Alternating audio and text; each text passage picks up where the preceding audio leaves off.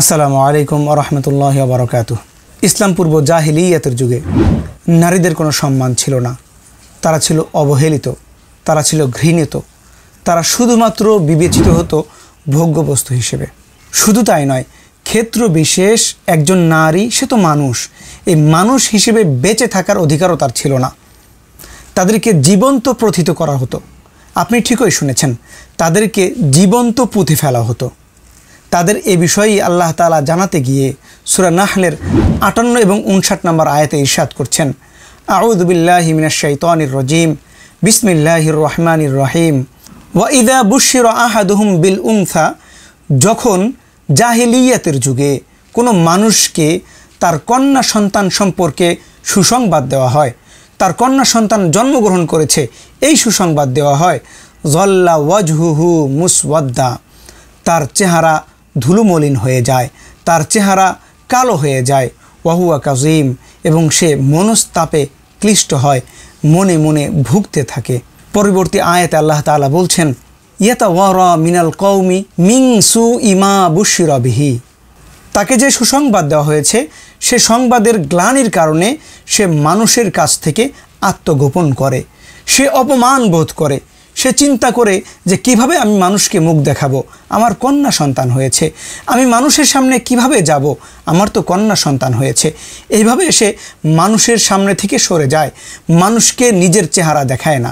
অতঃপর সে চিন্তা করে, আয়ুমসিকুহু আলা হুনিন, সে কি এই গ্লানি সত্ত্বেও তার কন্যা সন্তানকে রেখে দিবে? এই অপমান হওয়া সত্ত্বেও সে কি তার কন্যা সন্তানকে রেখে দিবে? আম ইয়াদুসুহু ফিত তুরাব, নাকি মাটির মধ্যে পুঁতে ফেলবে, তার এই কন্যা সন্তানকে মাটির মধ্যে গেড়ে ফেলবে। অতঃপর আল্লাহ তাআলা তাদের ব্যাপারে বলছেন, আলা সাআ মা ইয়াহকুমুন, তারা যে সিদ্ধান্ত গ্রহণ করেছে তা কতই না নিকৃষ্ট। এ ব্যাপারে আল্লাহ তাআলা সূরা তাকবীরের মধ্যে ইরশাদ করছেন, আউযু বিল্লাহি মিনাশ শাইতানির রাজীম, ওয়া ইযাল মাউউদাতু সুইলাত বিআইয়ি যামবিন কুতিলাত, কিয়ামত দিবসে ওই সমস্ত সন্তানদেরকে জিজ্ঞাসা করা হবে যাদেরকে শুধুমাত্র নারী হওয়ার কারণে, যাদেরকে শুধুমাত্র কন্যা হওয়ার অপরাধে জীবন্ত প্রথিত করা হয়েছিল, হত্যা করা হয়েছিল। আল্লাহ তাআলা কিয়ামত দিবসে তাদেরকে জিজ্ঞাসা করবেন, বিআইয়ি যামবিন কুতিলাত, তাদেরকে কেন হত্যা করা হয়েছিল। যখন এই অবস্থা চলমান ছিল, অর্থাৎ নারীদের কোনো সম্মান ছিল না, মানুষ হিসেবে বেঁচে থাকারও তার কোনো সম্মান ছিল না, সে অবস্থায় ইসলামের আগমন ঘটে। ইসলাম নারীর ব্যাপারে পুরুষের দৃষ্টিভঙ্গি এবং মানসিকতা সংশোধন করেছে। পুরুষদেরকে নারীদের ব্যাপারে আল্লাহ তাআলার ভয় এবং আখেরাতের জবাবদিহিতার কথা বারবার স্মরণ করিয়ে দিয়েছে।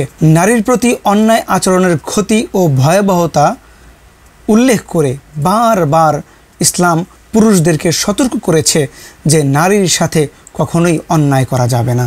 যে ব্যক্তি নিজেকে পূর্ণাঙ্গ ঈমানদার হিসেবে দাবি করে সে কখনোই একজন মহিলাকে, একজন নারীকে অসম্মান করতে পারে না। এভাবেই ইসলাম নারীদের সম্মানের পূর্ণাঙ্গ রূপ দিয়েছে। যে সমাজে নারীর কোনো মূল্য ছিল না, যে সমাজে নারীকে মানুষ হিসেবে বিবেচনা করা হতো না, সে সমাজেই নারীকে পূর্ণাঙ্গ সম্মান দিয়েছে, মাথার তাজ হিসেবে বানিয়ে দিয়েছে। অথচ আজ আমরা দেখছি মুসলিম সমাজের তথাকথিত নারীবাদীরা পশ্চিমা সভ্যতার দিকে ঝুঁকে যাচ্ছে, পশ্চিমা সভ্যতাকে নিজেদের মুক্তি ও কামিয়াবি মনে করছে। যদি আমরা পশ্চিমা সভ্যতার দিকে দৃষ্টি দেই, আমরা যদি খেয়াল করি এ সভ্যতায় নারীকে কি সম্মান দেওয়া হয়েছে, এ সভ্যতায় পুরুষরা নারীদের ব্যাপারে কি দৃষ্টিভঙ্গি রাখে, তাহলে আমরা দেখতে পাবো পশ্চিমা সভ্যতায় জাহেলিয়াতের যুগের ন্যায় একজন নারীকে ভোগ্য বস্তু হিসেবে পরিণত করা হয়েছে। টিভি বিজ্ঞাপন বলেন, পত্রিকা বিজ্ঞাপন বলেন, অনলাইন বিজ্ঞাপন বলেন, যে কোনো বিজ্ঞাপনে নারীকে পণ্যায়িত করা হচ্ছে। শুধু তাই নয়, তুচ্ছ থেকে তুচ্ছ বিষয় যদি আমি বলি আলকাতরার ক্ষেত্রেও নারীকে মডেল হিসেবে সেখানে প্রদর্শন করা হচ্ছে, ক্রেতা আকৃষ্ট করার জন্য এখানে নারীকে পণ্য হিসেবে উল্লেখ করা হচ্ছে। বিষয়টি এমন হয়ে গিয়েছে, কোনো বস্তু বিক্রি হবে না যতক্ষণ পর্যন্ত না নারীর উন্মুক্ত প্রদর্শন না হয়। শিল্পের নামে আজ নারীকে বানানো হচ্ছে আইটেম গার্লে, রাত দিন 24 ঘন্টা নারীর উন্মুক্ত প্রদর্শনী চলছে। উদ্দেশ্য হচ্ছে নারীর দেহকে প্রদর্শন করে পণ্যের প্রতি ক্রেতাকে আকৃষ্ট করা। অথচ পশ্চিমা বিশ্ব এ অসম্মানের পথকেই নারীর সামনে উপস্থাপন করেছে নারী মুক্তি, নারী অধিকার, নারী উন্নয়ন হিসেবে। আর আমাদের অসতর্ক মা বোনেরা এটাকেই সফলতা মনে করছে, এটাকেই কামিয়াবি মনে করছে। অথচ তাদের এই সস্তা ট্রাপে পড়ে হাজারো নারীর জীবন নিঃশেষ হয়েছে, তার কেউ খোঁজ খবর নেয় না। আপনি কি মনে করেন পশ্চিমা সভ্যতার এই দৃষ্টিভঙ্গি, নারীকে পণ্যায়িত করা, নারীকে সবার সামনে উপস্থাপন করা, নারীর দেহ দেখিয়ে পণ্য বিক্রি করা, এই দৃষ্টিভঙ্গি কি ধর্ষণের দিকে টেনে নিয়ে যায় না? ধর্ষণকে প্রলুব্ধ করে না? ধর্ষণের দিকে মানুষকে আহ্বান করে না? অবশ্যই আহ্বান করে।